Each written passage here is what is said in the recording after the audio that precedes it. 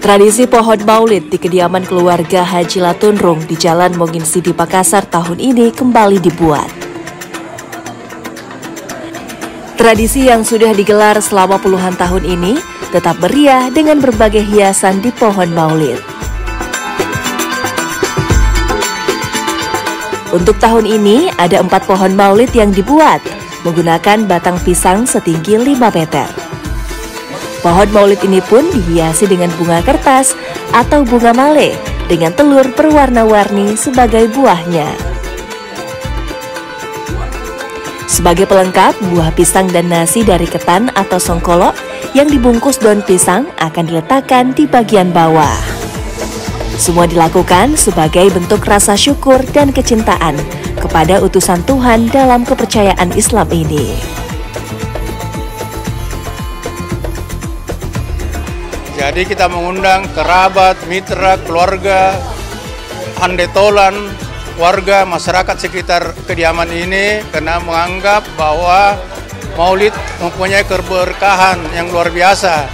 Dan kita tahu sendiri, kita berselawat kepada Nabi Muhammad SAW 1 kali, Allah Subhanahu Wa Taala akan berselawat untuk kita 10 kali.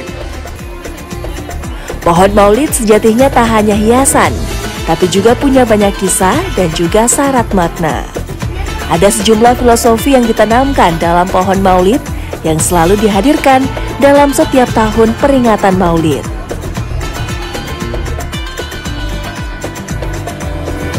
Dalam rangka mengajak umat mendengarkan uswahnya, teladannya Nabi Muhammad SAW, maka cara mengajaknya adalah ada makanan-makanan, ada songkolo, ada telur, dan bahkan ada bunga-bunga yang berwarna. Filosofinya adalah warna itu melambangkan kegembiraan. Peringatan maulid bagi warga di Sulawesi Selatan biasanya akan terus dilakukan selama sebulan atau hingga bulan Rabiul Awal dalam kalender Islam berakhir. Peringatan ini pun jadi tempat bagi umat Islam untuk mengambil hikmat dari kelahiran dan perjalanan hidup Nabi Muhammad.